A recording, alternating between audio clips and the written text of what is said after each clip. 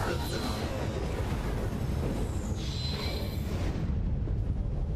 there, what's going on? Welcome to this week's edition of The Forum. I'm Mark Willard, ESPN LA 710 Radio. That, of course, Arash Markazi, ESPNLA.com. Arash, let's get into something that we always get into, and that is the idea of trading Pau Gasol. It's still out there. He and Mike D'Antoni have had their issues, as always, again this year. However, this week, a new issue kind of came up. The reports that some of his teammates were not very happy with him taking some games off over the last couple of weeks because of illnesses that some may have thought he could have played through. With all those issues out there and the trade deadline looming, and you're the Lakers, how do you handle this situation? You have to trade him. Mark, and I hate to say that because I'm a big Pau Gasol fan. I think he's still one of the top players in this league. I think he's a nice guy. I'd like to see him finish his career. At some point, he will get his jersey retired here.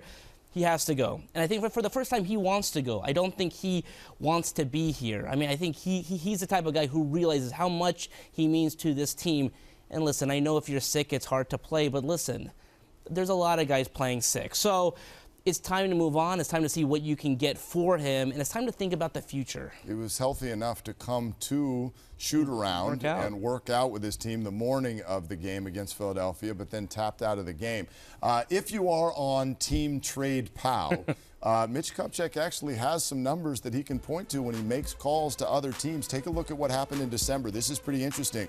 His points per game about the same. The team's record didn't necessarily do anything, but from a player efficiency rating standpoint, that took a big jump from October to November to December. Maybe that's because he's started to get a little bit healthier in the lower body. Hard to say exactly, but if I'm Mitch Kupchak, I am pulling this graphic up in any phone call I'm making and saying, look, this guy can still help an NBA team. And listen, I think the majority of GMs and scouts within the league know he's still a quality player. He might be the final piece of a championship team still, but he's not a fit here. And I think he knows that. I think the team knows that. Listen, they're not going to get great value for him just because he's at the end of his career. But clearly, if you're thinking about the future and this guy still has some trade value, which he does, you have to make the move now. I tell you what, I'm on your side on this from a couple of standpoints. It's not even just the idea of Pau doesn't work here in Los Angeles. This is almost for Pau's sake. Yeah. He's already flirted with the Memphis Grizzlies openly about free agency next year. He's overly frustrated with Mike D'Antoni. That's obvious. Mike D'Antoni's not going anywhere anytime soon, even though the fan base may want that. So it just doesn't seem like a fit. And now twice, the Lakers have dealt with the idea of effort questions. To me, that's the one thing you cannot have. If there are questions about effort, then you've got to go. Which is really the surprising thing with Pau, and that's why I think it's time for him to go, because I think for a long time it was sort of Pau saying, listen, I would love to stay here, I want to finish my career here. But clearly, if you're sick and you have a young team that needs you and that can just use you for a couple of minutes and you can't even show up to the game to play with those guys, I think it's time to go.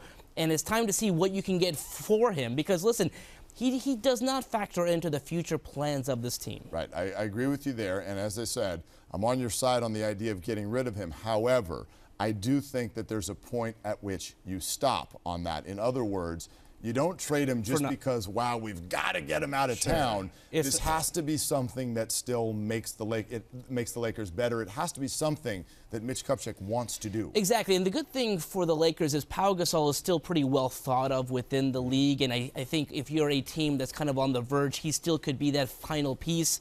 So that's the good thing. What you have to hope for Mitch Kupchak is him going to the table and saying, hey, Pau Gasol is here, that you're not going to get a bunch of terrible offers, because you're right, you're not going to trade Pau for nothing, but you got to believe there's a team out there or teams that want him and will trade someone pretty good for him. Yeah, you don't want nothing in return, but as you said, if he's not in the future plans, then all he really is right now is an expiring contract. Yeah. It's a tough conversation to have, as you said already earlier. I mean, it's like we all have to preface this with, wow, he's the nicest guy on the planet. Huge Pau Gasol fans and a two-time champion in L.A., but at the same time, it just has that feel like the time has come for a parting of ways. And listen, I don't think this affects his place within the history of the franchise. Let's not forget, this was not a playoff. This was a one-and-done playoff team before Pau got here. 2 championships, will be in the Hall of Fame, will get his jersey retired. But listen, there's a time and a place, and his time is now. All right. See how it plays out. Pow's not gone yet. No. We are, at least for now. Until next week. That's Arash Markazi. I'm Mark Willard.